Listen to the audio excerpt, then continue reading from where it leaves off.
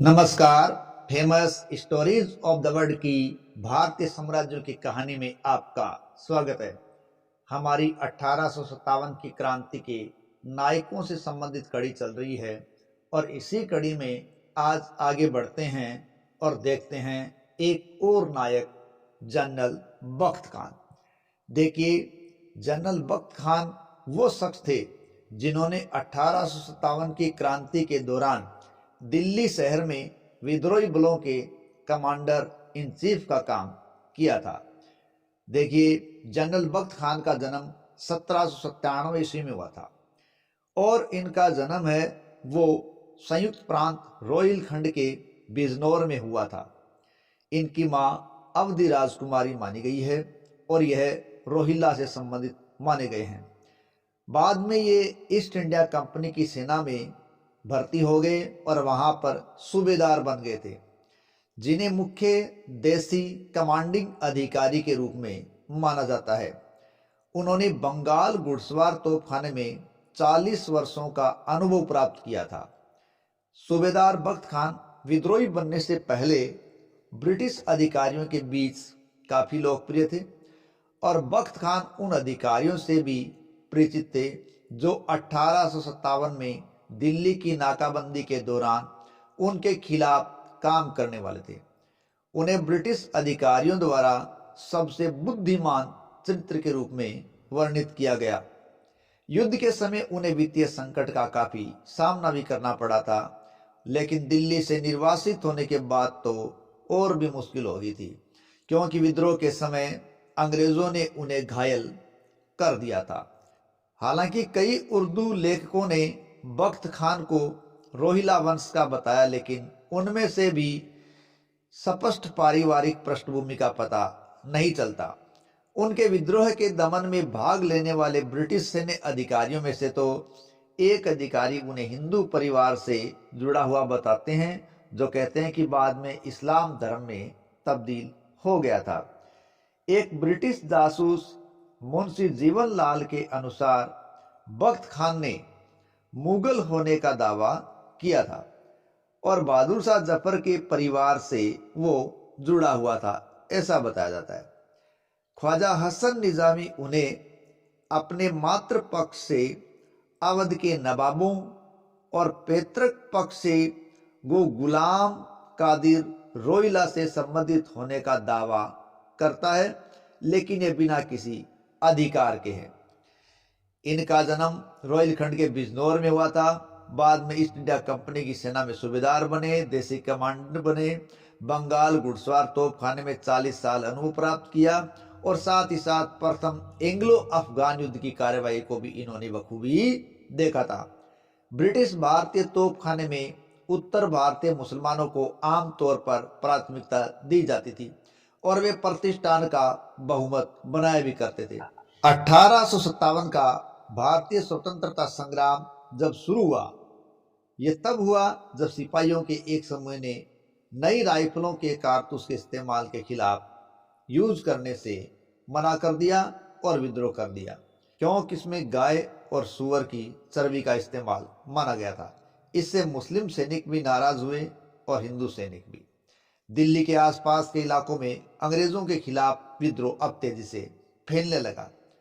बरेली में विद्रोह फैलने के साथ ही सूबेदार बहादुर खान को शामिल सिपाहियों द्वारा जनरल के रूप में प्रशंसा प्राप्त हो गई।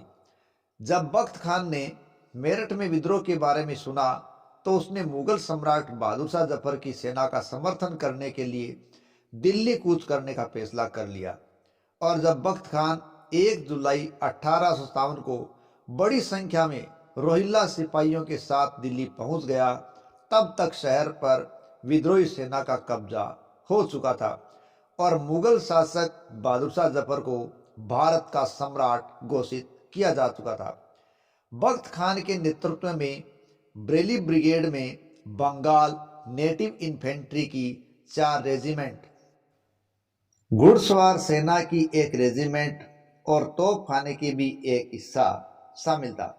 अच्छी स्थिति में ये मार्च करते हुए इस पर्याप्त सुदृढ़ीकरण की उपस्थिति में ही दिल्ली पहुंचे और इसी प्रकार दिल्ली की घेराबंदी कर रहे अंग्रेजों को इन्होंने विचलित कर दिया और बहादुर शाह जफर को इन्होंने प्रभावित कर लिया। बख्त खान और उसके अधिकारियों को तुरंत सम्राट से मिलने के लिए बुलाया गया। बादशाह के सबसे बड़े बेटे मिर्जा मुगल, जिन्हें मिर्जा जहीरुद्दीन कहा जाता था, उनको मुख्य सेनापति की उपाधि दी गई थी, लेकिन इस राजकुमार को कोई भी सैन्य अनुभव नहीं था और यही वह क्षण था जब बख्त खान अपनी सेना के साथ दिल्ली पहुंचे और उनके आगमन के साथ नेतृत्व की स्थिति में सुधार हो गया था, क्योंकि अब यहाँ कौन पहुंच चुके थे? अब यहाँ बख्त खान पहुंच चुके थे और उनके आगमन से जो नेतृत्व सुधरा तो प्रशासनिक क्षमताएं जल्दी स्पष्ट हो गई और सम्राट ने उन्हें वास्तविक अधिकार और साहेब आलम बहादुर या लॉर्ड गवर्नर जनरल की उपाधि दे दी। बख्त खान सिपाही बलों के आभासी कमांडर थे, हालांकि मिर्जा जहीरुद्दीन अभी भी कमांडर इन चीफ ही बने हुए थे। बख्त खान को कई समस्याओं का सामना करना पड़ा, जिन पर उनको तुरंत ध्यान देने की आवश्यकता भी थी। पहली और सबसे बड़ी समस्या तो वित्तीय संकट की थी और इसको हल करने के लिए उसने सम्राट से कर एकत्रित करने का अधिकार प्राप्त किया। और दूसरी समस्या थी आपूर्ति संबंधी यानी रसद की, जो समय बीतने के साथ और गंभीर होती जा रही थी। सितंबर 1857 में जब ब्रिटिश सेना ने शहर पर हमला किया तो और भी अधिक गंभीर स्थिति हो गई। शहर में अंग्रेजों के कई जासूस थे, एजेंट थे और वे लगातार बहादुर शाह पर आत्मसमर्पण करने का दबाव भी बना रहे थे। दिल्ली के आसपास की स्थिति तेजी से बिगड़ने लगी और बख्त खान का नेतृत्व विद्रोहियों के संगठन, आपूर्ति और सैन्य ताकत की कमी की भरपाई नहीं कर पा रहा था। 8 जून 1857 को दिल्ली को अंग्रेजों ने घेर लिया और 14 सितंबर को अंग्रेजों ने कश्मीरी गेट पर कब्जा कर लिया। शहर पर कब्जा करने के बाद विजयी सैनिकों ने कई दिनों तक शहर को लूटा और उसके बाद तो अंततः व्यवस्था बहाल होनी थी, सो हुई भी। बख्त खान ने खुद दिल्ली छोड़ दिया और लखनऊ, शाहजहांपुर में विद्रोही सेना में वो शामिल हो गए थे। बाद में बहादुर शाह जफर पर राजद्रोह के आरोप में मुकदमा चलाया गया। उन्हें बर्मा के रंगून निर्वासित कर दिया गया और वहीं पर उनकी मृत्यु हो गई। इस विद्रोह के दौरान जब बख्त खान को दिल्ली से बाहर निकाला गया था तो विद्रोह के अंतिम दिनों में ही अंग्रेजों के द्वारा ये प्राणघातक रूप से घायल कर दिए गए थे और बताया जाता है कि 1859 में ये नेपाल में तराई के मैदानों में रहे और वह इनकी मृत्यु हो गई। और कहा जाता है कि अवध के ब्रिटिश नियंत्रण में आने के बाद 1858 या 59 में उन्होंने बेगम हजरत महल के साथ ही वहां प्रवेश किया था, ऐसा भी बताया जाता है। पाकिस्तान के खैबर पख्तूनख्वा के बुनीर जिले के नानसेर गांव के कब्रिस्तान में एक अनाम कब्र के बारे में भी स्थानीय इतिहासकारों ने मनगढ़ंत तरीके से दावा भी किया है कि यह खान की कब्र है, यानी बख्त खान की है, जो दावा करते हैं कि वह युद्ध हारने के बाद इस क्षेत्र में आए थे और उन्होंने अपना बाकी जीवन स्वात के अखुंद के संरक्षण में बिताया था और यहीं इनकी मृत्यु हो गई और यहीं उनको दफनाया गया था। इस प्रकार की भ्रांतियां भी प्रचलित है, लेकिन ज्यादा साक्ष्य इसी तौर पर जाते हैं कि वो नेपाल में गए थे और वहीं पर उनकी मृत्यु हुई थी। अब जानते हैं 1857 की क्रांति के एक अन्य नायक के बारे में, और वो नायक है अजीमुल्लाह खान। इन्होंने 1857 के प्रथम भारतीय स्वतंत्रता संग्राम में अग्रणी भूमिका निभाई थी। अजीमुल्लाह खान ने कानपुर से नेतृत्व किया था और उन्हीं महान क्रांतिकारियों और रणनीतिकारियों में वो शामिल थे। अजीमुल्लाह खान का जन्म 1830 ईस्वी में हुआ था। उन्होंने कानपुर के ही स्थानीय कॉलेज से अध्ययन किया। उनको अंग्रेजी और फ्रेंच भाषा का बहुत अच्छा ज्ञान था। कानपुर के शासक नाना साहब पेशवा को उनकी प्रतिभा के बारे में पता चला तो उन्होंने उसे बुलाया और वो अजीमुल्लाह खान से मिलकर बहुत ज़्यादा प्रभावित हुए और बाद में बताया जाता है नाना साहब ने उनको अपना सचिव या सलाहकार बनाने की पेशकश कर दी और इस पेशकश को अजीमुल्लाह खान ने मंजूर कर लिया और इस प्रकार नाना साहब के सचिव बन गए कौन? अजीमुल्लाह खान। और बाद में वो प्रधानमंत्री पद तक पहुंच गए थे। 28 जनवरी 1851 को पेशवा बाजीराव द्वितीय की मृत्यु हो गई, जिसके बाद उनके दत्तक पुत्र नाना साहब को पेशवा की उपाधि, पेंशन और व्यक्तिगत सुविधाओं से वंचित रख दिया गया, जो कि लॉर्ड डलहौजी की गोद निषेध प्रथा के तहत हुआ था, क्योंकि उन्होंने ये नीति जारी कर दी थी कि कोई भी शासक उत्तराधिकारी है वो गोद लेकर नियुक्त नहीं करेगा। लेकिन इस प्रकार की स्थिति के कारण ही डलहौजी ने अपने खिलाफ एक माहौल तैयार कर लिया, लोग अंग्रेजी सत्ता के खिलाफ भी हो रहे थे। अब इस मामले को लेकर नाना साहब ने 1853 में अजीमुल्ला खान को अपना राजनीतिक दूत बनाया और उनको इंग्लैंड भेजा। इंग्लैंड में अजीमुल्ला खान ने ईस्ट इंडिया कंपनी के अधिकारियों और महारानी विक्टोरिया से मिलकर नाना साहब की सुविधाओं की वकालत की, लेकिन उन्हें वहां निराशा ही हाथ लगी और ब्रिटिश सरकार द्वारा ये निर्णय सुना दिया गया कि बाजीराव द्वितीय के दत्तक पुत्र नाना साहब को उनके पिता की तरह पेंशन और सुविधाएं नहीं दी जाएगी, क्योंकि वो दत्तक पुत्र है। इस प्रकार अजीमुल्ला खान को निराश भारत लौटना पड़ा और उन्होंने आकर नाना साहब को पूरी बात बता दी। फरवरी 1857 की शुरुआत में अजीमुल्ला खान ने पयाम आज़ादी नामक समाचार पत्र का प्रकाशन शुरू कर दिया था और इस अखबार के माध्यम से अब वो क्रांतिकारी बलों के साथ मिलकर फिरंगियों के खिलाफ विद्रोह की रणनीति बनाने लगे थे।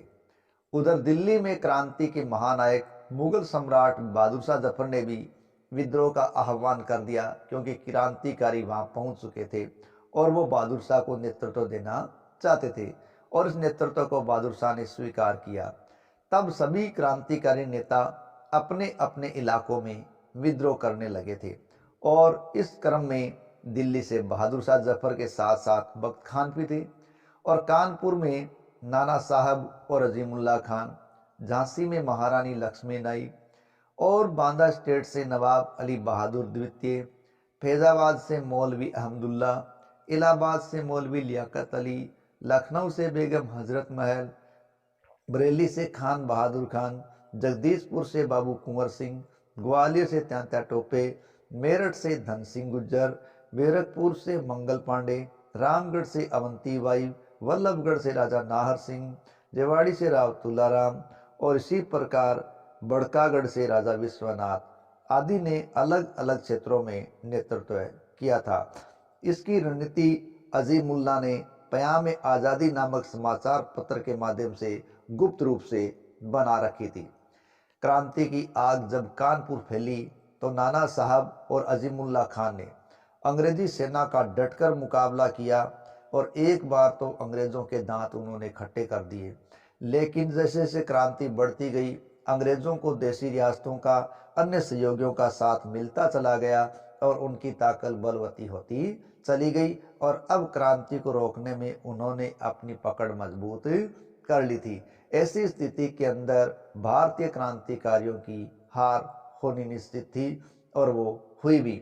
इस हार के कारण अजीमुल्ला खान और नाना साहब यहाँ से भागे और उन्होंने नेपाल में शरण ले ली। ऐसा बताया जाता है नेपाल में रहते हुए ही 1859 में उनकी मृत्यु हुई थी। इस प्रकार एक क्रांतिकारी नायक थे अजीमुल्ला खान। अगली कड़ी में जानेंगे नाना साहब पेशवा के बारे में। तब तक के लिए जय हिंद, जय भारत।